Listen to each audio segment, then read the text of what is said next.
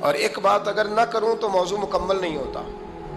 میرے نبی کریم علیہ السلام نے ایک دن صحابہ سے پوچھا، بتاؤ بہترین عورت کون سی ہوتی ہے؟ کون ہوتی ہے؟ آکسفورڈ کی پڑھی ہوئی جی، پنجاب یونیورسٹی جس نے ایم فل کا مقالہ لکھا ہو، پی ایچ ڈی ہو جس نے پی ایچ ڈی کی ہو نمل یونیورسٹی سے، ایک کراچی یونیورسٹی کی ڈگری ہولڈر ہو، کہ باہر سے ایم بی بی ایس کر کے آئی ہو، کون افضل ہوتی ہے؟ کہ یا جو اچھی گفتگو کرے، نماز پڑھے، عبادت کرے، وہ افضل؟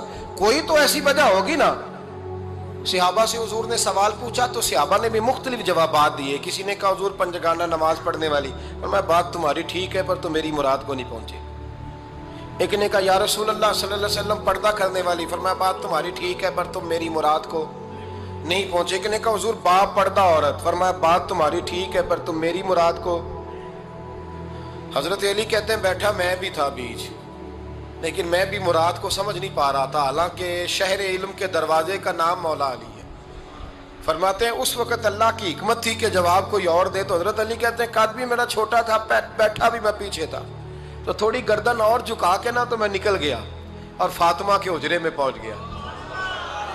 تو میں نے کہا فاطمہ حضور نے ایک سوال پوچھا ہے تو صحابہ جواب دے رہے ہیں، پر حضور کہتے ہیں تم میری مراد کو نہیں پہنچے، ذرا جلدی سے جواب نہیں دیتی؟ تو خاتون جنت ہنس پڑی، فرمانے لگی میں جواب دوں؟ آپ کو بھی کہا ہاں دیں جواب کا کیا؟ فرمانے لگے بتاؤ سب سے بہترین عورت دنیا کی کون سی، سب سے بہترین؟ تو جناب فاطمہ کہنے لگی سادہ سا جواب تھا، آپ لوگوں کو آیا کیوں نہیں؟ کہا چلو بتاؤ۔ تو جناب فاطمہ فرمانے لگی دنیا کی سب سے بہترین بی بی وہ ہے جس کو نہ کبھی غیر محرم نے دیکھا ہو، اور اگلے لفظوں پہ غور کرنا، نہ کبھی غیر محرم نے اسے دیکھا ہو اور نہ اس بی بی نے کبھی کو غیر محرم دیکھا ہو۔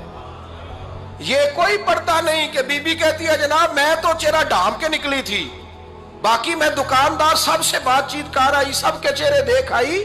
حضرت فاطمہ نے بتایا کہ تیری آنکھوں کا بھی پردہ ہے، اور وہ روایت وہاں الگ موجود ہے کہ حضور نے حضرت عائشہ صدیقہ ام سلمہ سے کہا کہ عبداللہ ابن مکتوم نابینا آیا تو پردہ کرو، تو یہ نابینا اس سے پہلے سیرت نگاروں نے لکھا ہے کہ ایک دن یہ اس سے پہلے حضرت فاطمہ کے گھر چلے گئے حضور کے ساتھ، تو نبی کریم علیہ السلام نے جب ان کو لے کے حضور داخل ہوئے تو جناب فاطمہ نے آنکھیں جھکا لی، پردہ کر لیا۔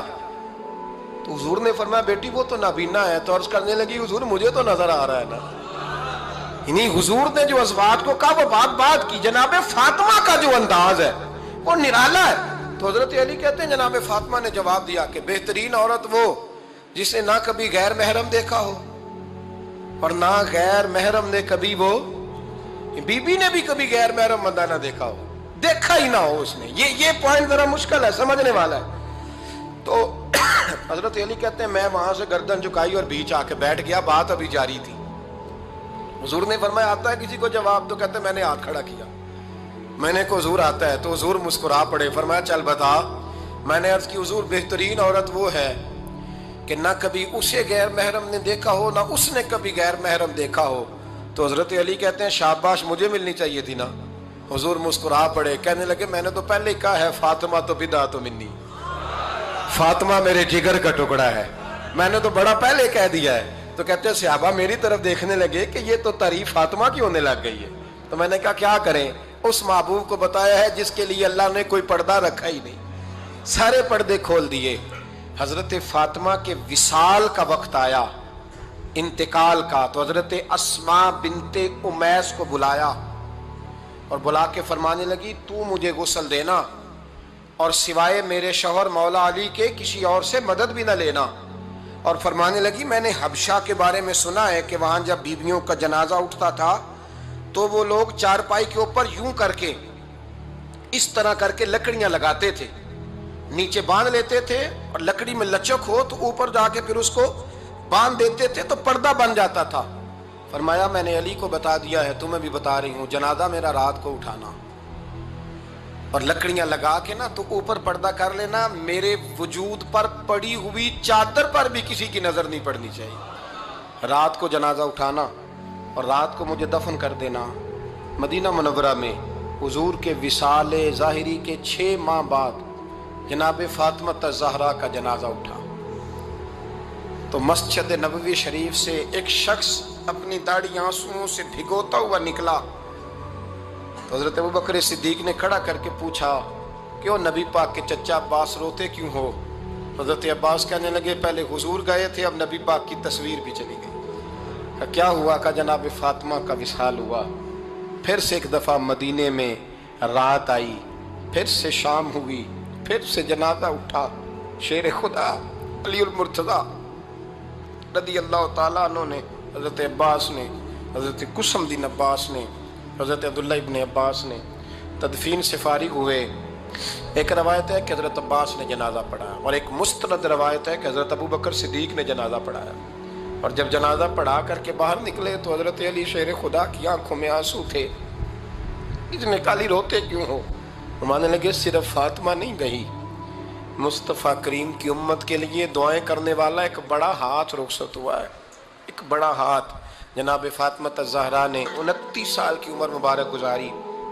मैंने पहले भी एक दफ़ा ये मौजू बयान किया था तो मैंने बात कर दी थी, क्योंकि मैंने नहीं की, वो बात किसी और की है, करनी बड़ी ज़रूरी है। अल्लामा इकबाल कहने लगे, इसरारे बेखुदी में लिखने लगे कि फ़ातिमा जो तूने किया है वो कोई नहीं कर सकता।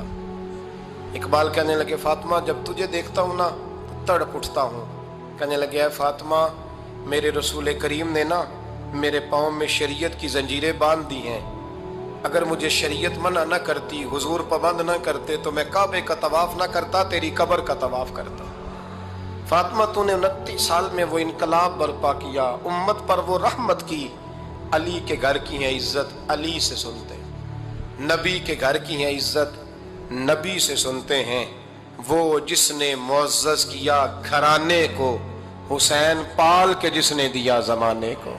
और मेरे आला हज़रत फरमाते हैं सैयदा जाहिदा तय्यबा ताहिरा। कभी आप अगला फिक्रा सुने ने तो बरेली के इमाम ने हद कर दी, फरमाने लगे जाने अहमद की राहत पे लाखों सलाम। जाने अहमद कहते हैं नबी पाक की जो जान है वो सैयदा फातिमा है।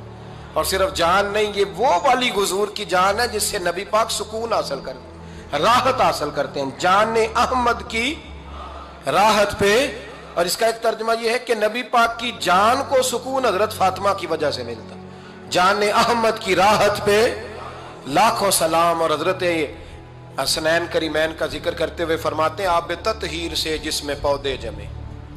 हजरत फातिमा के बारे में कुछ रवायतों में ये आता है कि औरतों की तरह उन्हें हैज निफास नहीं आता था, अल्लाह ने पाक पैदा फरमाया। और मौला अली तो पहले ही पाक है। तो फरमाते हैं ये जो बच्चे हुए ना, ये आब ततहीर से जिसमें पौधे जमे, ये बरेली के इमाम की मोहब्बत है सैयदा फातिमा से और हसनैन करीमैन से। क्या अंदाज है। कहने लगे आब ततहीर से जिसमें पौधे जमे, उस रियाज़े नजाबत पे लाखों सलाम।